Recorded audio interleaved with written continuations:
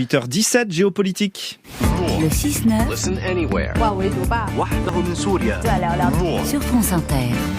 Bonjour Anthony Bélanger. Bonjour Alexis, bonjour à tous. Vous nous emmenez ce matin en Thaïlande, la Thaïlande qui a un nouveau Premier ministre. Alors, il s'appelle Srettha Thavisin et premier coup de théâtre, ce n'est pas celui pour lequel les Thaïlandais avaient voté. En mai, ils avaient mis largement en tête le parti Aller de l'Avant, dirigé par un jeune politicien quadragénaire, il s'appelle Pita Limjaroenrat, qui promettait d'en finir avec la junte militaire.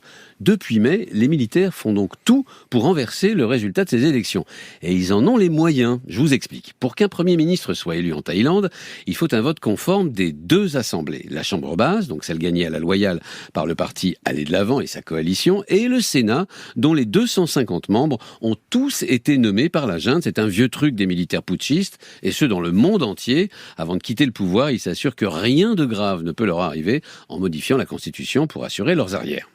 Donc qui est ce nouveau Premier ministre ? Eh bien, c'est le deuxième coup de théâtre de la journée d'hier. A priori, rien de bien remarquable. Un homme un peu falot de 60 ans devient Premier ministre en recueillant le vote des partis liés aux militaires et de Pheu Thai. Mais ce n'est pas ça le coup de théâtre. Le coup de théâtre, c'est que Pheu Thai est un parti qui avait juré pendant les élections de ne jamais mêler ses voix à ceux des militaires. Il a donc trahi sa parole. Mais Pheu Thai n'est pas non plus n'importe quel parti.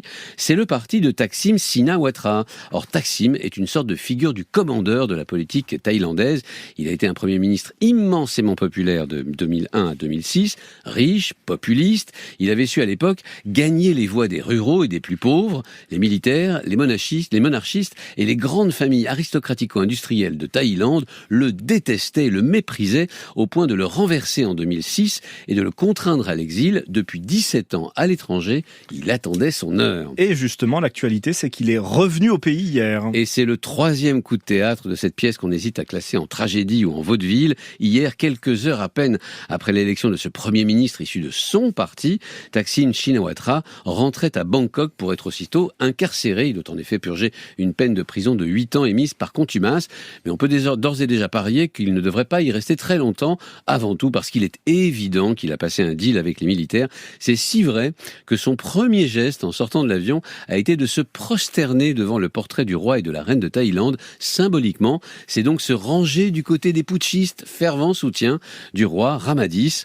Alors que l'on soupçonnait Thaksin Shinawatra de vouloir affaiblir par sa popularité la monarchie thaïlandaise, eh bien il a dû montrer patte jaune, la couleur de la monarchie, le jaune, et trahir ses convictions pour exercer à 75 ans une fois encore le pouvoir, même en sous-main. Merci Anthony Bélanger.